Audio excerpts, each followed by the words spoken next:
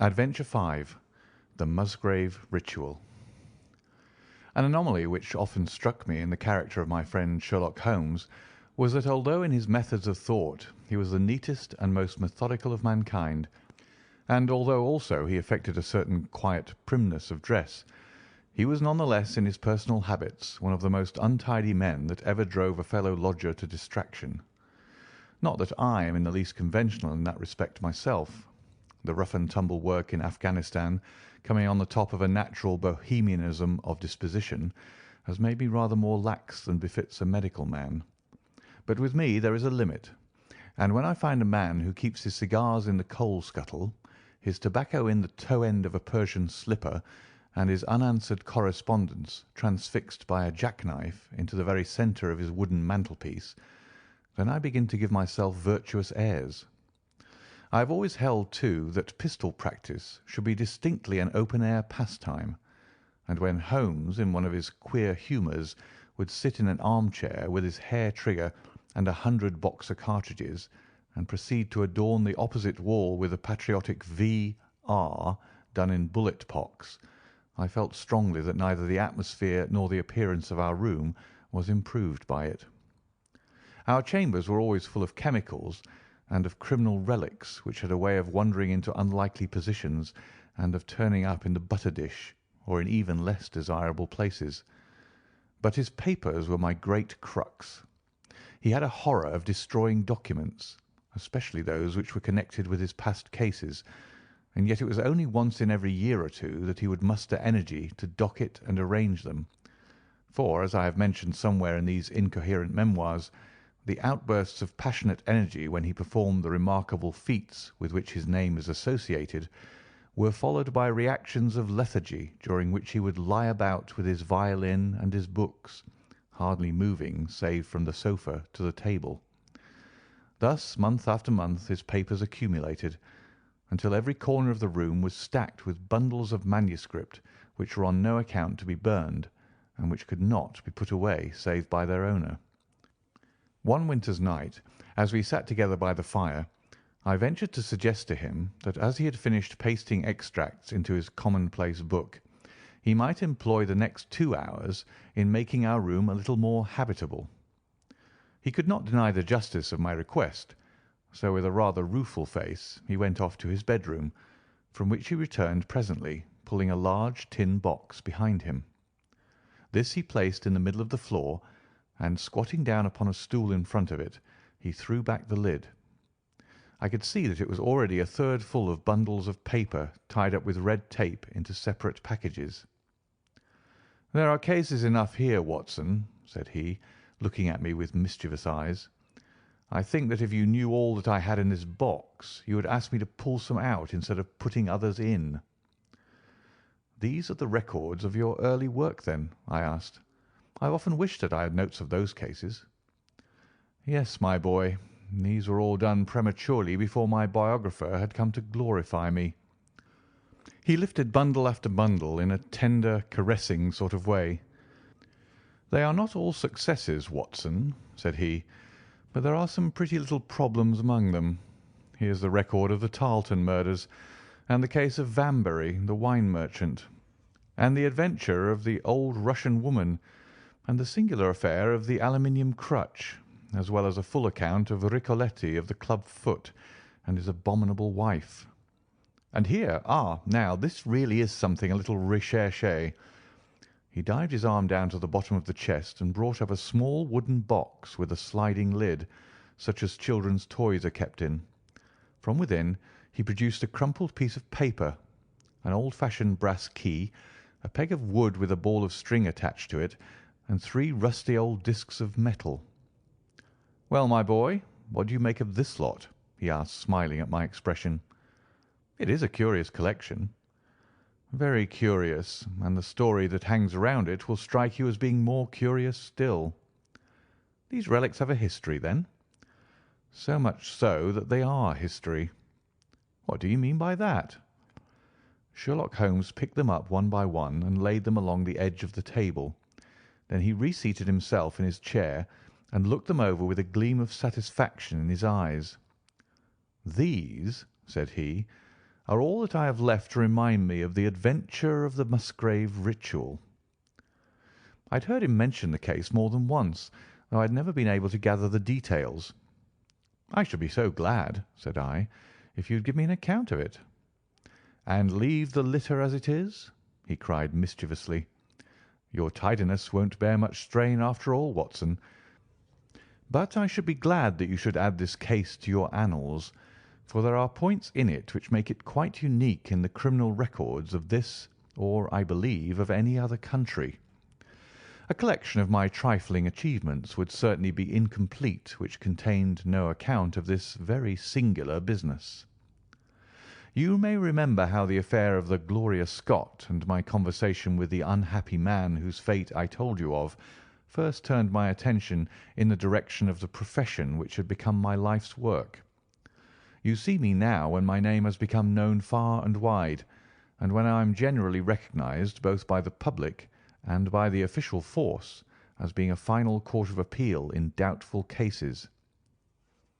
Even when you knew me first, at the time of the affair which you have commemorated in A Study in Scarlet, I had already established a considerable, though not a very lucrative, connection.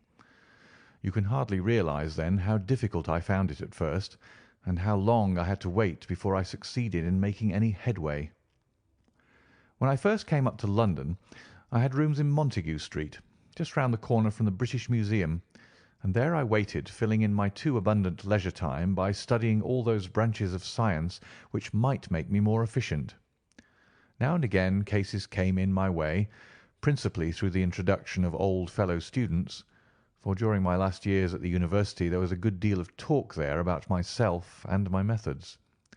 The third of these cases was that of the Musgrave Ritual, and it is to the interest which was aroused by that singular chain of events, and the large issues which proved to be at stake, that I trace my first stride towards the position which I now hold. Reginald Musgrave had been in the same college as myself, and I had some slight acquaintance with him. He was not generally popular among the undergraduates, though it always seemed to me that what was set down as pride was really an attempt to cover extreme natural diffidence. In appearance he was a man of exceedingly aristocratic type, thin, high-nosed, and large-eyed, with languid and yet courtly manners.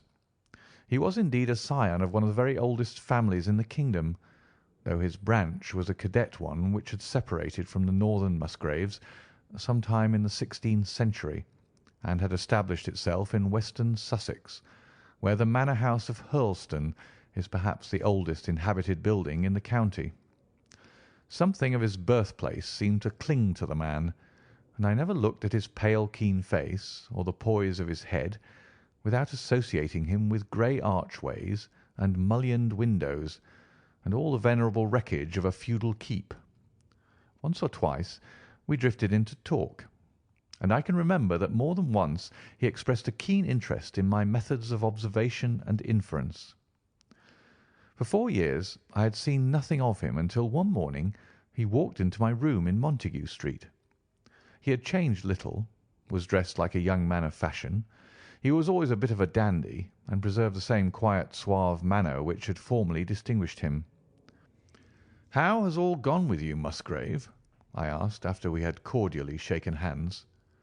"You probably heard of my poor father's death," said he. "He was carried off about 2 years ago.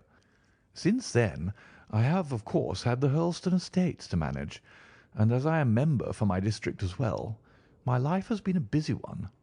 But I understand, Holmes, that you are turning to practical ends those powers with which you used to amaze us." "Yes," said I. "I have taken to living by my wits." "I am delighted to hear it, for your advice at present would be exceedingly valuable to me. We have had some very strange doings at Hurlstone, and the police have been able to throw no light upon the matter. It is really the most extraordinary and inexplicable business." You can imagine with what eagerness I listened to him, Watson, for the very chance for which I had been panting during all those months of inaction seemed to have come within my reach. In my inmost heart I believed that I could succeed where others failed, and now I had the opportunity to test myself. "Pray let me have the details," I cried. Reginald Musgrave sat down opposite to me and lit the cigarette which I had pushed towards him. "You must know," said he, "that though I am a bachelor, I have to keep up a considerable staff of servants at Hurlstone, for it is a rambling old place and takes a good deal of looking after. I preserve, too, and in the pheasant months I usually have a house party, so that it would not do to be short-handed. Altogether there are 8 maids, the cook, the butler, 2 footmen, and a boy. The garden and the stables, of course, have a separate staff. Of those servants, the one who had been longest in our service was Brunton the butler. He was a young schoolmaster out of place when he first taken up by my father, but he was a man of great energy and character, and he soon became quite invaluable in the household. He was a well-grown, handsome man with a splendid forehead, and though he has been with us for 20 years, he cannot be more than 40 now. With his personal advantages and his extraordinary gifts, for he can speak several languages and play nearly every musical instrument, it is wonderful that he should have been satisfied so long in such a position, but I suppose that he was comfortable and lacked energy to make any change. The butler of Hurlstone is always a thing that is remembered by all who visit us. But this paragon has one fault. He is a bit of a Don Juan, and you can imagine that for a man like him it is not a very difficult part to play in a quiet country district. When he was married it was all right, but since he has been a widower we have had no end of trouble with him. A few months ago we were in hopes that he was about to settle down again, for we became engaged to Rachel Howells, our second housemaid, but he has thrown her over since then and taken up with Janet Tregellis, the daughter of the head gamekeeper. Rachel, who is a very good girl, but of an excitable Welsh temperament, had a sharp touch of brain fever, and goes about the house now, or did until yesterday, like a black-eyed shadow of her former self. That was our first drama at Hurlstone, but a second one came to drive it from our minds, and it was prefaced by the disgrace and dismissal of Butler Brunton. This is how it came about. I have said that the man was intelligent, and this very intelligence has caused his ruin, for it seems to have led to an insatiable curiosity about things which did not in the least concern him. I had no idea of the lengths to which this would carry him until the merest accident opened my eyes to it. I have said that the house is a rambling one. One day last week, on Thursday night to be more exact, I found that I could not sleep, having foolishly taken a cup of strong café noir after my dinner. After struggling against it until 2 in the morning, I felt that it was quite hopeless, so I rose and lit the candle with the intention of continuing a novel which I was reading. The book, however, had been left in the billiard-room, so I pulled on my dressing-gown and started off to get it. In order to reach the billiard-room, I had to descend a flight of stairs, and then to cross the head of a passage which led to the library and the gun-room. You can imagine my surprise when, as I looked down this corridor, I saw a glimmer of light coming from the open door of the library. I had myself extinguished the lamp and closed the door before coming to bed. Naturally, my first thought was of burglars. The corridors at Hurlstone have their walls largely decorated with trophies of old weapons.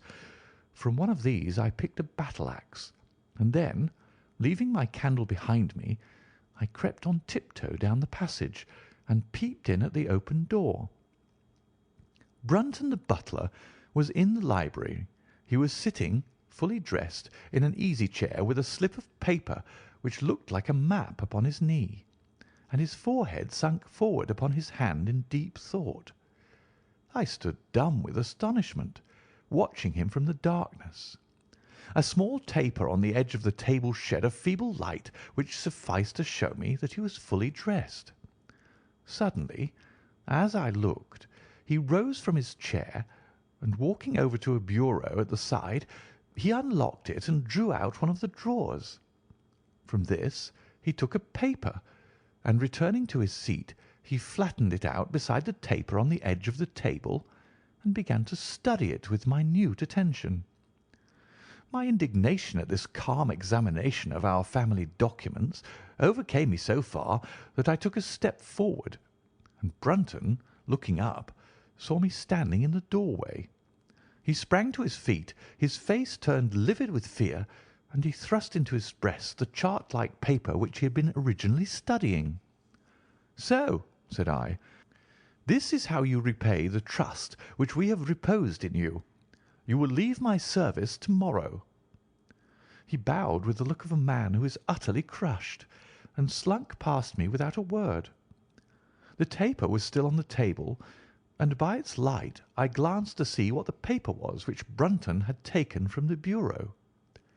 To my surprise, it was nothing of any importance at all, but simply a copy of the questions and answers in the singular old observance called the Musgrave Ritual. It is a sort of ceremony peculiar to our family, which each Musgrave for centuries past has gone through on his coming of age. A thing of private interest, and perhaps of some little importance to the archaeologist, like our own blazonings and charges, but of no practical use whatever. "We had better come back to the paper afterwards," said I. "If you think it really necessary," he answered with some hesitation. To continue my statement, however, I relocked the bureau, using the key which Brunton had left, and I had turned to go when I was surprised to find that the butler had returned and was standing before me. "Mr. Musgrave, sir," he cried, in a voice which was hoarse with emotion, "I cannot bear disgrace, sir. I have always been proud above my station in life, and disgrace would kill me. My blood will be on your head, sir. It will, indeed, if you drive me to despair. If you cannot keep me after what has passed, then for God's sake let me give you notice and leave in a month, as if of my own free will. I could stand that, Mr. Musgrave, but not to be cast out before all the folk that I know so well." "You don't deserve much consideration, Brunton," I answered. "Your conduct has been most infamous. However, as you have been a long time in the family, I have no wish to bring public disgrace upon you. A month, however, is too long. Take yourself away in a week, and give what reason you like for going." "Only a week, sir," he cried, in a despairing voice. "A fortnight, say at least a fortnight." "A week," I repeated, "and you may consider yourself to have been very leniently dealt with." He crept away, his face sunk upon his breast like a broken man, while I put out the light and returned to my room. For 2 days after this, Brunton was most assiduous in his attention to his duties. I made no allusion to what had passed, and waited with some curiosity to see how he would cover his disgrace. On the third morning, however, he did not appear, as was his custom after breakfast, to receive my instructions for the day. As I left the dining-room, I happened to meet Rachel Howells, the maid. I have told you that she had only recently recovered from an illness, and was looking so wretchedly pale and wan that I remonstrated with her for being at work. "You should be in bed," I said. "Come back to your duties when you are stronger." She looked at me with so strange an expression that I began to suspect that her brain was affected. "I am strong enough, Mr. Musgrave," said she. "We will see what the doctor says," I answered. "You must stop work now, and when you go downstairs, just say that I wish to see Brunton." "The butler is gone," said she. "Gone? Gone where?" "He is gone. No one has seen him. He's not in his room. Oh, yes, he's gone. He's gone." She fell back against the wall with shriek after shriek of laughter, while I, horrified at this sudden hysterical attack, rushed to the bell to summon help. The girl was taken to her room, still screaming and sobbing, while I made inquiries about Brunton. There was no doubt about it that he had disappeared. His bed had not been slept in. He had been seen by no one since he had retired to his room the night before, and yet it was difficult to see how he could have left the house, as both windows and doors were found to be fastened in the morning. His clothes, his watch, and even his money were in his room, but the black suit which he usually wore was missing. His slippers, too, were gone, but his boots were left behind. Where, then, could Butler Brunton have gone in the night, and what could have become of him now? Of course, we searched the house from cellar to garret, but there was no trace of him. It is, as I have said, a labyrinth of an old house, especially the original wing, which is now practically uninhabited, but we ransacked every room and cellar without discovering the least sign of the missing man. It was incredible to me that he could have gone away, leaving all his property behind him, and yet where could he be? I called in the local police, but without success. Rain had fallen on the night before, and we examined the lawn and the paths all around the house, but in vain. Matters were in this state when a new development quite drew our attention away from the original mystery. For 2 days Rachel Howells had been so ill, sometimes delirious, sometimes hysterical, that a nurse had been employed to sit up with her at night. On the 3rd night after Brunton's disappearance, the nurse, finding her patient sleeping nicely, had dropped into a nap in the armchair, when she woke in the early morning to find the bed empty, the window open, and no signs of the invalid. I was instantly aroused, and, with the 2 footmen, started off at once in search of the missing girl. It was not difficult to tell the direction which she had taken, for, starting from under her window, we could follow her footmarks easily across the lawn to the edge of the mere, where they vanished close to the gravel path which leads out of the grounds. The lake there is 8 feet deep, and you can imagine our feelings when we saw that the trail of the poor demented girl came to an end at the edge of it. Of course, we had the drags at once, and set to work to recover the remains, but no trace of the body could we find. On the other hand, we brought to the surface an object of a most unexpected kind. It was a linen bag which contained within it a mass of old rusted and discoloured metal and several dull-coloured pieces of pebble or glass. This strange find was all that we could get from the mere, and although we made every possible search and inquiry yesterday, we know nothing of the fate either of Rachel Howells or of Richard Brunton. The county police are at their wits' end, and I have come up to you as a last resource." You can imagine, Watson, with what eagerness I listened to this extraordinary sequence of events, and endeavoured to piece them together and to devise some common thread upon which they might all hang. The butler was gone, the maid was gone. The maid had loved the butler, but had afterwards had cause to hate him. She was of Welsh blood, fiery and passionate. She had been terribly excited immediately after his disappearance. She had flung into the lake a bag containing some curious contents. These were all factors which had to be taken into consideration, and yet none of them got quite to the heart of the matter. What was the starting point of this chain of events? There lay the end of this tangled line.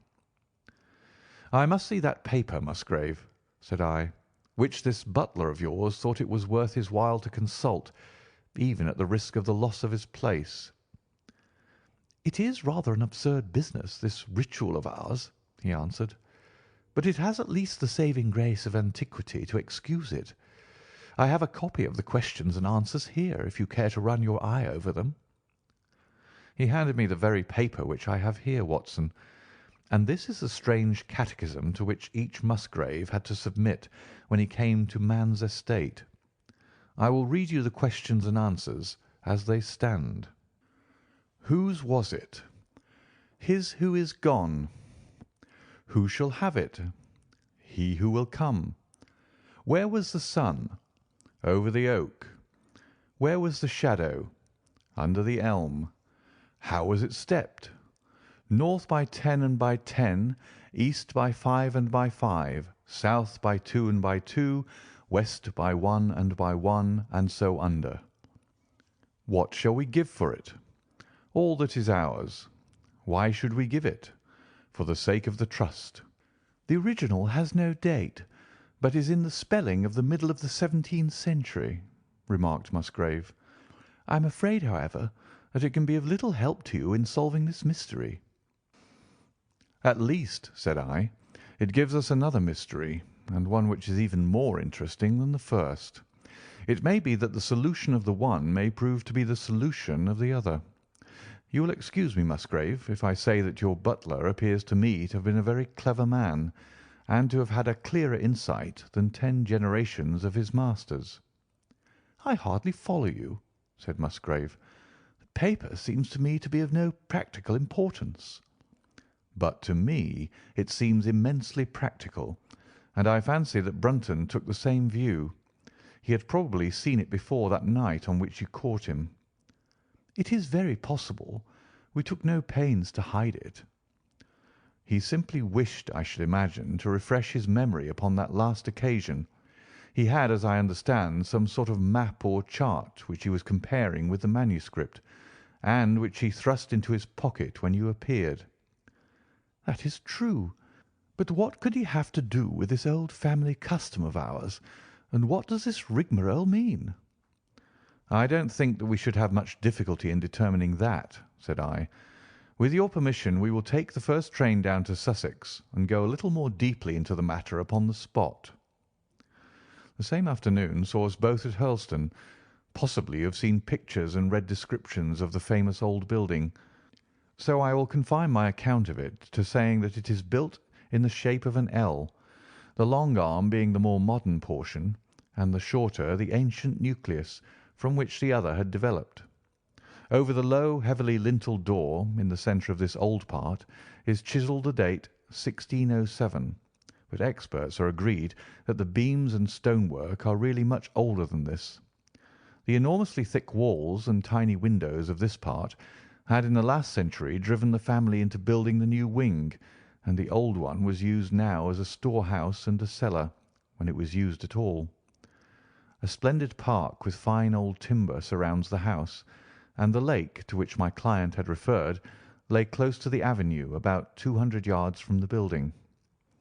I was already firmly convinced, Watson, that there were not 3 separate mysteries here, but only one, and that if I could read the Musgrave Ritual aright, I should hold in my hand the clue which would lead me to the truth concerning both the butler Brunton and the maid Howells. To that, then, I turned all my energies. Why should this servant be so anxious to master this old formula? Evidently because he saw something in it which had escaped all those generations of country squires, and from which he expected some personal advantage. What was it, then, and how had it affected his fate? It was perfectly obvious to me, on reading the ritual, that the measurements must refer to some spot to which the rest of the document alluded, and that if we could find that spot, we should be in a fair way towards finding what the secret was which the old Musgraves had thought it necessary to embalm in so curious a fashion. There were 2 guides given us to start with, an oak and an elm. As to the oak there could be no question at all. Right in front of the house, upon the left-hand side of the drive, there stood a patriarch among oaks, one of the most magnificent trees that I have ever seen. "That was there when your ritual was drawn up," said I, as we drove past it. "It was there at the Norman Conquest in all probability," he answered. "It has a girth of 23 feet." "Have you any old elms?" I asked. "There used to be a very old one over yonder, but it was struck by lightning 10 years ago, and we cut down the stump." "You can see where it used to be?" "Oh, yes." "There are no other elms?" "No old ones, but plenty of beeches." "I should like to see where it grew." We had driven up in a dog-cart, and my client led me away at once, without our entering the house, to the scar on the lawn where the elm had stood. It was nearly midway between the oak and the house. My investigation seemed to be progressing. "I suppose it is impossible to find out how high the elm was?" I asked. "I can give you it at once. It was 64 feet." "How do you come to know it?" I asked in surprise. "When my old tutor used to give me an exercise in trigonometry, it always took the shape of measuring heights. When I was a lad, I worked out every tree and building in the estate." This was an unexpected piece of luck.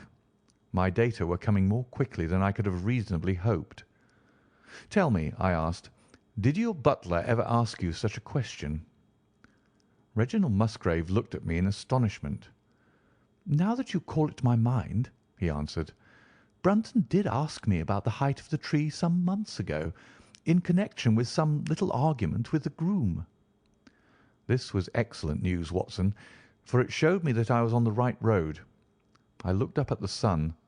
It was low in the heavens, and I calculated that in less than an hour it would lie just above the topmost branches of the old oak. One condition mentioned in the ritual would then be fulfilled, and the shadow of the elm must mean the farther end of the shadow. Otherwise the trunk would have been chosen as the guide. I had then to find out where the far end of the shadow would fall when the sun was just clear of the oak. That must have been difficult, Holmes, when the elm was no longer there. Well, at least I knew that if Brunton could do it, I could also. Besides, there was no real difficulty. I went with Musgrave to his study and whittled myself this peg, to which I tied this long string with a knot at each yard. Then I took 2 lengths of a fishing rod, which came to just 6 feet, and I went back with my client to where the elm had been. The sun was just grazing the top of the oak. I fastened the rod on end, marked out the direction of the shadow, and measured it. It was 9 feet in length. Of course, the calculation now was a simple one. If a rod of 6 feet threw a shadow of 9, a tree of 64 feet would throw one of 96, and the line of the one would of course be the line of the other. I measured out the distance, which brought me almost to the wall of the house, and I thrust a peg into the spot. You can imagine my exultation, Watson, when within 2 inches of my peg I saw a conical depression in the ground. I knew that it was the mark made by Brunton in his measurements, and that I was still upon his trail. From this starting point I proceeded to step, having first taken the cardinal points of my pocket compass. 10 steps with each foot took me along parallel with the wall of the house, and again I marked my spot with a peg. Then I carefully paced off 5 to the east and 2 to the south. It brought me to the very threshold of the old door. 2 steps to the west meant now that I was to go 2 paces down the stone-flagged passage, and this was the place indicated by the ritual. Never have I felt such a cold chill of disappointment, Watson. For a moment it seemed to me that there must be some radical mistake in my calculations. The setting sun shone full upon the passage floor, and I could see that the old, foot-worn grey stones with which it was paved were firmly cemented together, and had certainly not been moved for many a long year. Brunton had not been at work here. I tapped upon the floor, but it sounded the same all over, and there was no sign of any crack or crevice. But fortunately Musgrave, who had begun to appreciate the meaning of my proceedings, and who was now as excited as myself, took out his manuscript to check my calculation. "And under," he cried. "You have omitted the 'and under.'" I had thought that it meant that we were to dig, but now, of course, I saw at once that I was wrong. "There is a cellar under this, then?" I cried. "Yes, and as old as the house. Down here, through this door." We went down a winding stone stair, and my companion, striking a match, lit a large lantern which stood on a barrel in the corner. In an instant it was obvious that we had at last come upon the true place, and that we had not been the only people to visit the spot recently. It had been used for the storage of wood, but the billets, which had evidently been littered over the floor, were now piled at the sides, so as to leave a clear space in the middle. In this space lay a large and heavy flagstone with a rusted iron ring in the centre, to which a thick shepherd's check muffler was attached. "By Jove!" cried my client, "that's Brunton's muffler. I've seen it on him, and could swear to it. What has the villain been doing here?" At my suggestion a couple of the county police were summoned to be present, and I then endeavoured to raise the stone by pulling on the cravat. I could only move it slightly, and it was with the aid of one of the constables that I succeeded at last in carrying it to one side. A black hole yawned beneath, into which we all peered, while Musgrave, kneeling at the side, pushed down the lantern. A small chamber about 7 feet deep and 4 feet square lay open to us. At one side of this was a squat, brass-bound wooden box, the lid of which was hinged upwards with this curious old-fashioned key projecting from the lock.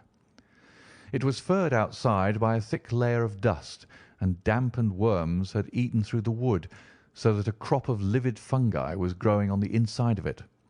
Several discs of metal, old coins apparently, such as I hold here, were scattered over the bottom of the box, but it contained nothing else.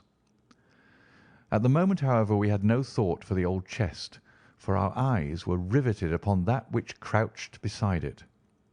It was the figure of a man clad in a suit of black, who squatted down upon his hams with his forehead sunk upon the edge of the box and his 2 arms thrown out on each side of it.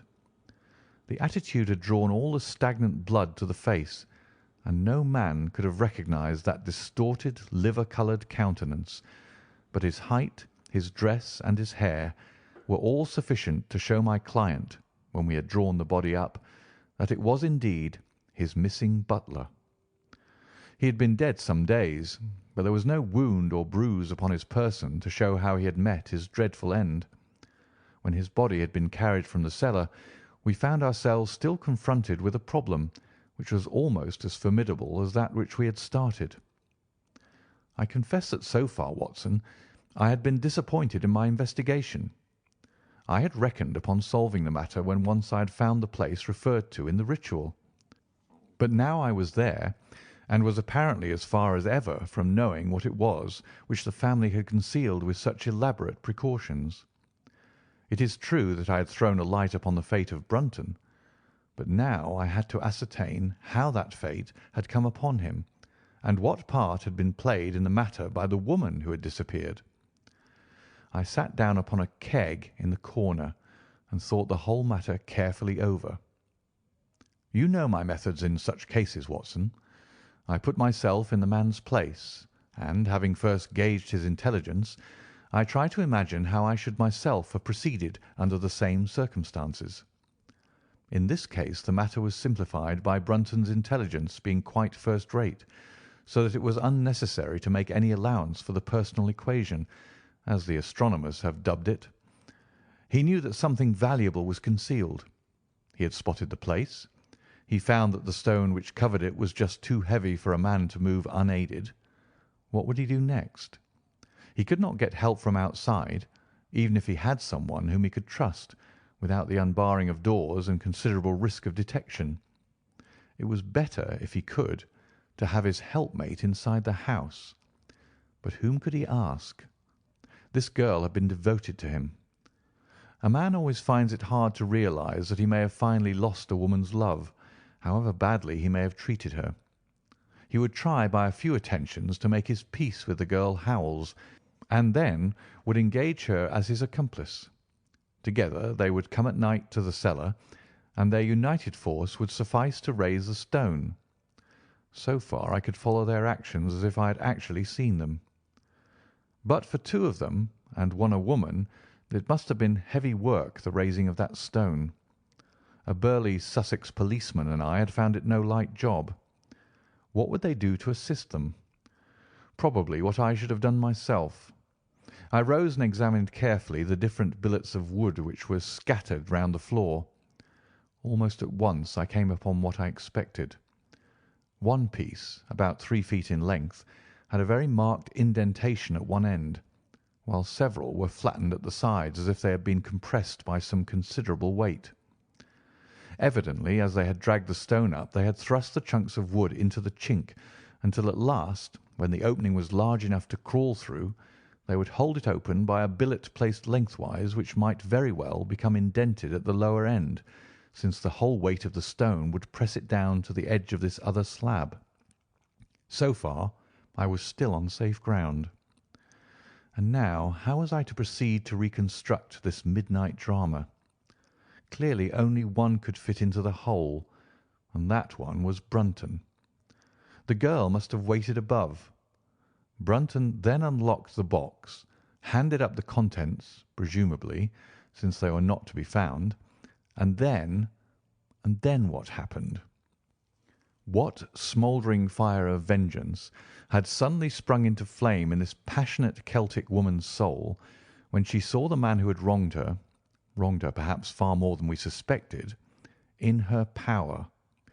Was it a chance that the wood had slipped and that the stone had shut Brunton into what had become his sepulchre? Had she only been guilty of silence as to his fate? Or had some sudden blow from her hand dashed the support away and sent the slab crashing down into its place? Be that as it might, I seemed to see that woman's figure still clutching at her treasure trove and flying wildly up the winding stair, with her ears ringing perhaps with the muffled screams from behind her and with the drumming of frenzied hands against the slab of stone which was choking her faithless lover's life out. Here was the secret of her blanched face, her shaken nerves, her peals of hysterical laughter on the next morning. But what had been in the box? What had she done with that? Of course, it must have been the old metal and pebbles which my client had dragged from the mere. She had thrown them in there at the first opportunity to remove the last trace of her crime. For 20 minutes I had sat motionless, thinking the matter out. Musgrave still stood with a very pale face, swinging his lantern and peering down into the hole. "These are the coins of Charles I," said he, holding out the few which had been in the box. "You see we were right in fixing our date for the ritual." "We may find something else of Charles I," I cried, as the probable meaning of the first two questions of the ritual broke suddenly upon me. "Let me see the contents of the bag which you fished from the mere." We ascended to his study, and he laid the débris before me.